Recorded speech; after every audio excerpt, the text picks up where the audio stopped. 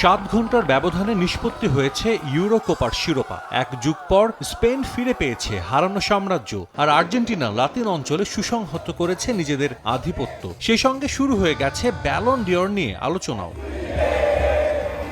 গেল মৌসুমে 3 শিরোপা জিতেছে রিয়াল মাদ্রিদ। বেলিংহ্যাম, ভিনি জুনিয়ররা মৌসুম জুড়ে গোল করেছেন একের পর এক। ধারণা করা হচ্ছিল এই দুজনের যে কোনো একজন মহাদেশীয় শিরোপা জিতলে নিশ্চিত হবে ব্যালন ডিওর। কিন্তু ব্রাজিল বিদায় নেয় কোপার কোয়ার্টার থেকেই, আর ইংল্যান্ড ইউরোর ফাইনাল খেললেও পুরো আসর জুড়ে flop Jude Bellingham. Jude Vini flop হলেও এই দুই আসরে অনেকের পারফরমেন্সই নজর কেড়েছে। আর্জেন্টিনার এবারের কোপা আমেরিকা জয়ের নায়ক বলা যায় লাউতারো মার্টিনেজকে। যদিও আলবিসেলেস্তে জার্সিতে অতীত খুব একটা সুখকর ছিল না তার। 2022 কাতার বিশ্বকাপে 6 ম্যাচে 242 মিনিট খেলেও পাননি কোনো গোল কিংবা অ্যাসিস্ট। সেই লাউতারো এবার আর্জেন্টিনাকে এনে দিলেন কোপা শিরোপা।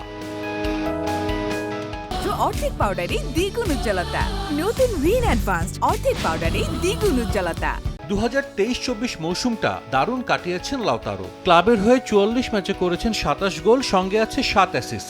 ইন্টার মিলানের স্কুদেত্তো ও সুপার কাপ জয় ছিল বড় ভূমিকা। সিরিয়ার টপ স্কোরার, জিতেছেন মোস্ট ভ্যালুয়েবল প্লেয়ারের পুরস্কারও। জাতীয় দলের হয়েও এবছর একের পর এক গোল করেই চলেছেন 26 বছর বয়সী এই ফুটবলার।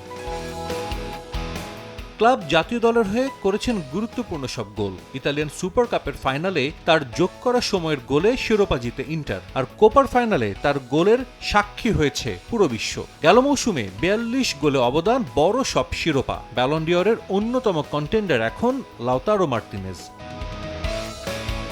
অবশ্য আরও একজন আছে তাকে চ্যালেঞ্জ জানাতে, স্পেনের মিডফিল্ডার রদ্রি। লারোহা কোচ তো বলেই দিয়েছেন রদ্রিকে দেয়া হোক এবারের ব্যালন ডিওর, যার পক্ষে যুক্তিও আছে। ইপিএলে ম্যান সিটিকে চ্যাম্পিয়ন করেছেন, আর জার্মানিতে নিজ দলকে এক যুগ পর ইউরো এনে দেয়াই ছিল তার বড় অবদান। জিতেছেন টুর্নামেন্ট সেরার পুরস্কার। গেল বছর নেশনস লিগ, ক্লাব বিশ্বকাপ ও চ্যাম্পিয়ন্স লিগের টুর্নামেন্ট সেরার ফুটবলার হয়েও ব্যালন ডিওর তালিকায় হয়েছিলেন চতুর্থ।